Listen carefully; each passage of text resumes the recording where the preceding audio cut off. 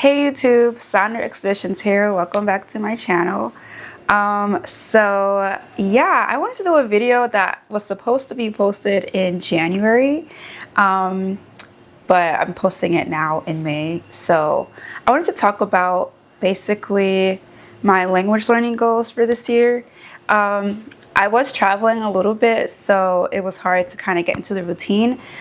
One of my last language videos was me studying Japanese, and I did do a week in Japan that was posted, and I was taking Japanese language lessons there. Wait, let me close. Do y'all hear like sound in the background? I hope my background isn't loud. But yeah, like I've been studying, but not as for 2025, not as hard as I wanted to. I just have a lot of stuff going on, but I'm trying to get back to like the core of, I guess, this channel, and I want to do a lot more videos where I'm studying my languages because languages is my main hobby. And one of my next videos, I don't know if it's going to be like in 2 or 3 or 4 videos, but I wanted to do a video where I'm talking in all my languages, speaking all of my languages, which is Spanish, French, Portuguese. Well, okay, we'll get into it. So I want to talk about my language learning goals, right? Okay, let's just start with Japanese. So Japanese, I want to get to a conversationally fluent level in Japanese. There's only 7 more months to this year, and I still haven't completed the A1 course on Busu for Japanese, but I will continue taking lessons on italki with teachers. I just want to be able to have like a basic conversation in Japanese, and right now that's not where I am at all. Japanese is probably one of my most complicated languages. It's my newest one too. I started it in December, so just a few months ago, and I haven't been grinding it as I should compared to like other languages in the past. And for Spanish, so my Spanish level, I would say it's C1. I would say it's C1 even though I failed the C1 exam by 5 points. I think, like there's just a lot of, I don't feel 100% comfortable in Spanish. Like I haven't read full-blown books in Spanish. So that's one of my goals this year, is to read a lot more books in Spanish, like from the front to the back. But I'm conversationally fluent. I can pretty much understand most like conversations, when I'm watching TV shows, sometimes I'm a little bit lost. Like I can understand the general plot, but sometimes it's not things that I understand. So I want to sit in a comfortable C1 level. I feel like I'm more on the cusp. And there's also a lot of grammar things that I'm not the strongest in, like conditional, subjunctive, like, or like describing things in the past, like in detail, using the right tense. Like you're supposed to use like subjunctive for certain details and stuff like that. And I always like mix it up a little bit. Yeah, so that's like my main goal for Spanish this year, is to sit in a comfortable C1 level. Yeah, and I have some books. Like I've been meaning to finish this book. It's one of those books for Spanish learning.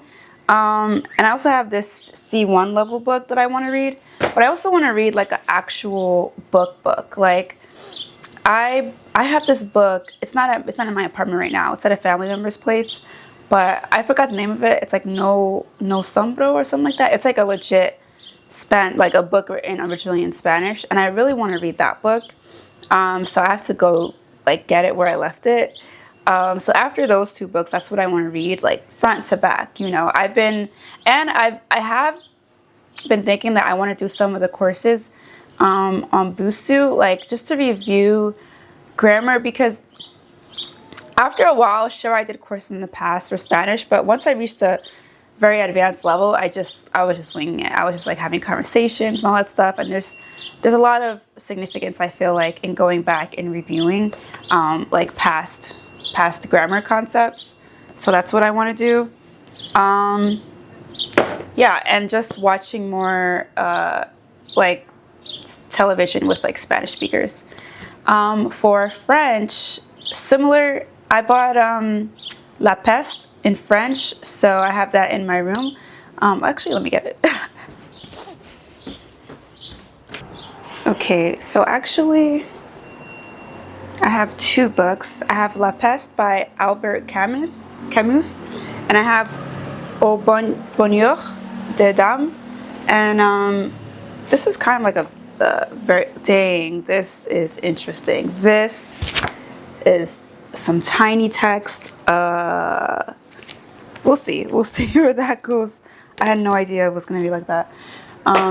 Yeah, and I want to finish the French B2. I mean, yeah, all of the French, like B2, C1 on Busu. For French, I feel like it was also kind of like street French. Like I studied French grammar. I did Duolingo, and then I did Linguist. And then I just spoke to teachers all the time. So I'm conversationally fluent in French. However, there's a lot of French where I'm just like, I don't really use the subjunctive. I don't even think I know French subjunctive. So I need to learn that. But I could have full-blown French conversations and people will be like, where are you from? Like, so I know my French is quite fluent. And as you will see in like future videos, I was thinking that I should I want to do a video where I'm talking to the camera, of course, but I want to do videos where people see me like conversing with actual French people or just people in the other language, because I feel like people can put on a front on language YouTube that they know a language, and I really want to just show like my mastery of the languages that I do speak. So yeah, I would really love to sit in like I would really like to get to B2C1 for French,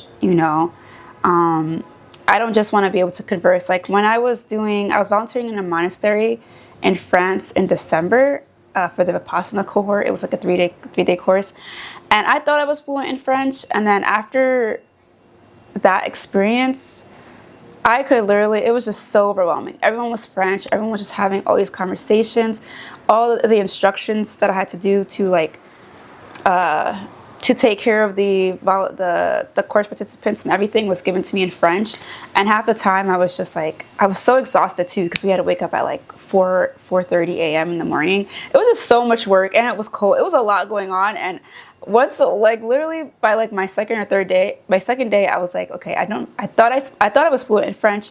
I had to take that back because like I was just so over it. I was just like, yo, I need to go back home and study. Yeah, so yeah, there's that. And I would say for Portuguese, I'm also conversationally fluent in Portuguese. It's definitely not as strong as my French and Spanish, but surprise, surprise, I am an organizer of a Portuguese meetup group here in New York City. And it's been my main motivation to like make sure my Portuguese is good, because everyone is coming to I had one yesterday. I had a meetup yesterday. Everyone's coming to my meetups, at least like 15 or more people. And they're coming there to literally practice their Portuguese, or some of them are like Portuguese speakers. Like one girl yesterday, she's like half Brazilian. And then, typically I do have like some Brazilians popping in and out. And then I've been meeting Brazilians everywhere. Like I'm in this run club, and last Saturday, I was like asking this random guy in my run club like some random question, and then I heard his voice, and I was like, where are you from? And he was like, oh, I'm from Brazil. Instantly started talking to him in Portuguese. He was shook. And then he introduced me to all his Portuguese friends, and then we're all supposed to go out samba dancing. And yeah, I've been really tapping into the Brazilian Portuguese community out here in New York. I was supposed to be in a parade yesterday for samba dance lessons, but I canceled it and I had my meetup instead. I canceled it for other reasons that, like, I'll do another video maybe talking about like why, because I finished this diet yesterday, and I didn't want to prepare for a parade knowing that I wouldn't be at my full strength because of my diet that I did. So yeah, so I've been really into the Brazilian Portuguese samba community. I really want to go to a funk party. Yeah, I love me some Brazil, okay? And I think I'm gonna go to Brazil in August, depending on my money situation. So we'll see about that. Maybe just a week.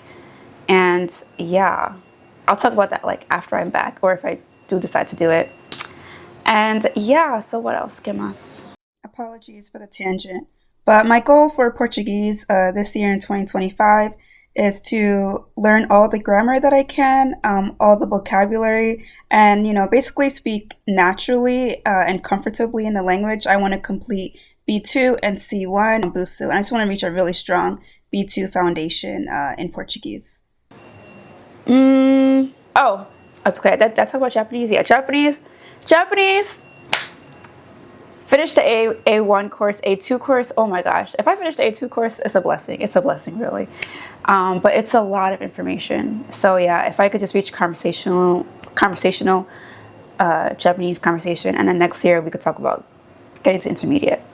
Also, so I think on the thumbnail, I'm going to put the Ethiopian flag because I was supposed to study Amharic this year because I was supposed to go to Ethiopia with my friend Faven, who's in my Mexico video. I'm supposed to go with her to Ethiopia since last year and again this year, but both times it was canceled. Last year because it was like some war tensions or whatever, even though I feel like that's always happening, so it don't really matter. I just want to go. But this year, like, she's just been up and down traveling nonstop, and I understand the burnout. And honestly, I was supposed to go with her and her entire family. But yeah, like she canceled, and I was like, you know what? I wasn't even bothered because the money situation. Like Ethiopia this year is a little bit tighter than usual because of some other stuff happening in my life. So I won't be traveling as much as I normally do. Like I did 1 month of travel this year, and I think that's good. And I think I'm only going to do like another 3 weeks of travel this year. So nothing too significant. And I kind of want to get some more stability. And I just need more stability in my life, so I kind of do just like not traveling. But yeah, I really want to study Amharic, and I was supposed to do like a month of study, at least, like using.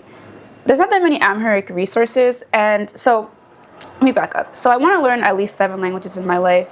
I was deciding between Swahili and Amharic because I really want to learn an African language.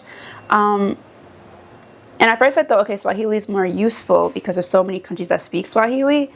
However, when I heard it on the internet, I wasn't sure. Like when I first heard it, I thought it was like a little too rough. But then I think I heard it recently, and it wasn't as rough as like I had originally like highlighted. I just saw like street interviews.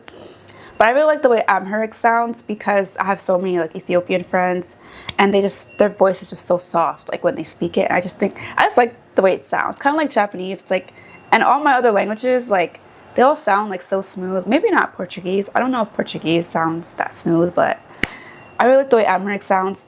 And I'm also Jamaican, so there's a very strong connection between Ethiopia and Jamaica. Haile Selassie, Rastafari situation. So there was always like a huge interest, especially in my family. Like every time my dad meets an Ethiopian, the first thing he says is Haile Selassie, Haile Selassie. Like literally, like my family just loves Ethiopia. So I'm really curious, but I'm not 100% like gonna be like, oh, I'm not gonna learn Swahili. We'll see when I get there. And so the next language I want to learn this year, I'm not sure how far I'll get because I am taking on Japanese, and I am a realist. I realized that I have been a little bit less patient in my language learning journey. Like Spanish took me like years, and I was cool because I wanted to just master Spanish until I got to like B2 C1. Then I started French, and I was cool. I wasn't in a rush to be a polyglot. I was like, I really want to learn French really well. Like for me, I want to learn all my languages to fluency. Like I want, like literally, I would never forget when I was sitting in a taxi talking to a whole Cuban. This was when I was in Austin, and he was like, "Are you Cuban?" We were talking Spanish. I was just so freaking hyped that an actual Cuban thought I was one of them after having a full-blown conversation. Literally, and when I was in Mexico, they'd be like, "Are you Dominican?"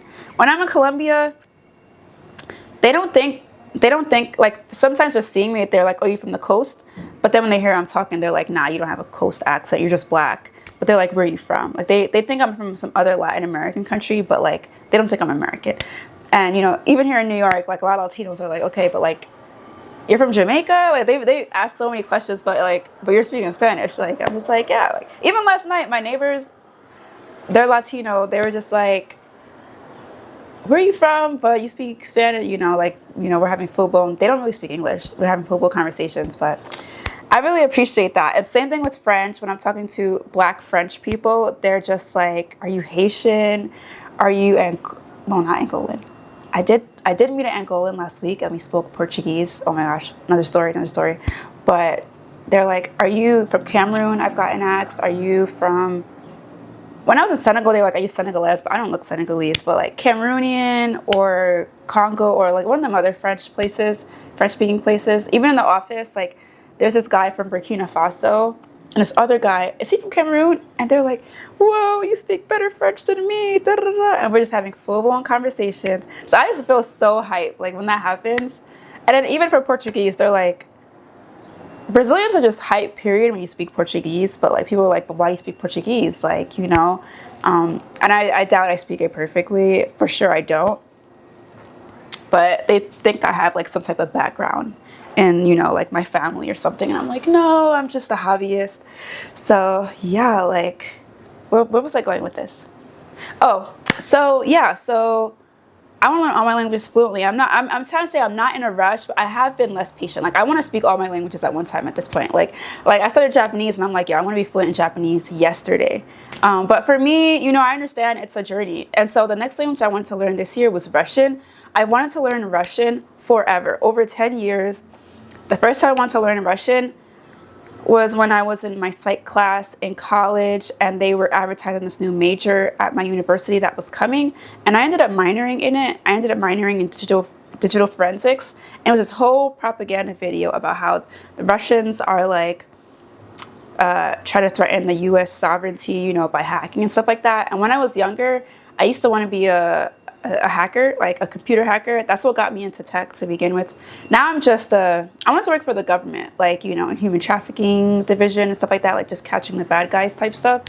And, so I had no desire to, when I was younger, I wasn't really trying to be a computer programmer, which is what I do now. I was literally trying to just be a hacker that traveled the world and spoke multiple languages and was a spy and all that stuff. So I was like, oh, I'm going to learn Russian one day. So finally, 10 years later, I'm not a hacker. I can't do nothing, no type of, what do you call it, CFR?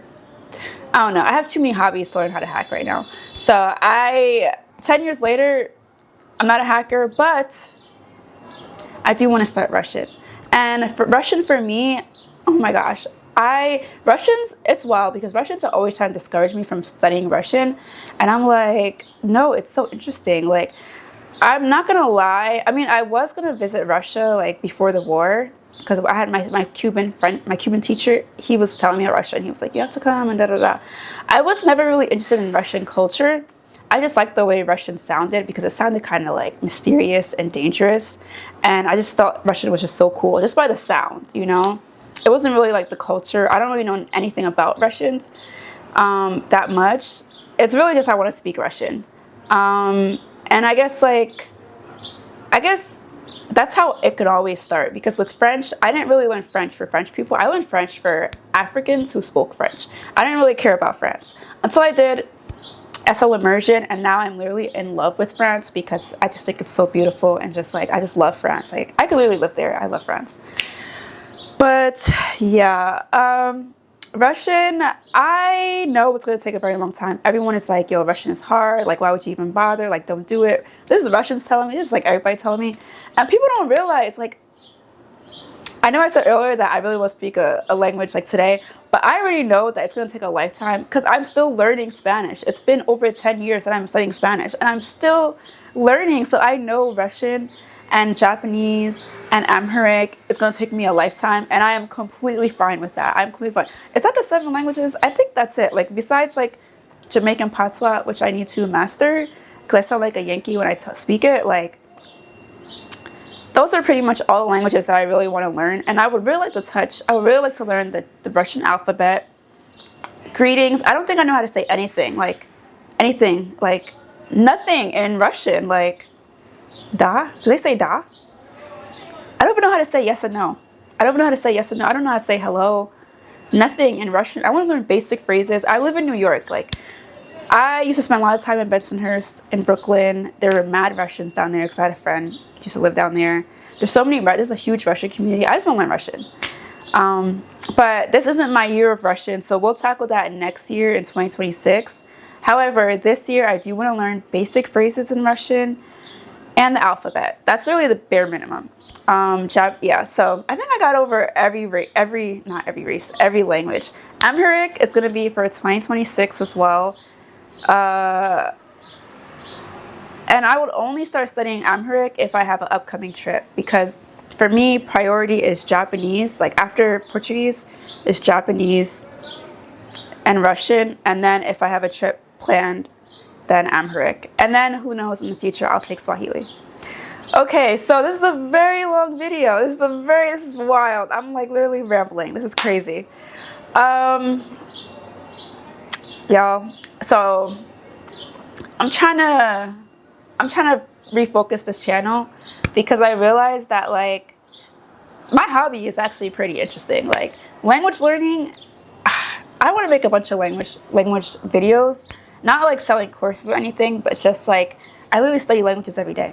It's very important. It's very important to me. So it's really a lifestyle. Like people think it's the wildest thing that I'm a polyglot, and I understand it's pretty cool, but it's literally been a 10+ year journey. Yeah, coming on 12 years now. It's wild. But yeah, so let me know if you have any questions. Let me know your language learning goals. I'm sorry this video was so long. Like this is why I should prep, but some part of me also doesn't want to prep, because I'm not gonna lie, I get bored with like super prepper YouTuber videos, like, because everything feels like it's like a professional situation, and I kind of want to give that energy. I just want to like be myself and just talk. I don't feel like everything has to be like organized for YouTube, you know. I feel like I just need some authenticity. Anyways, until next time, ciao ciao.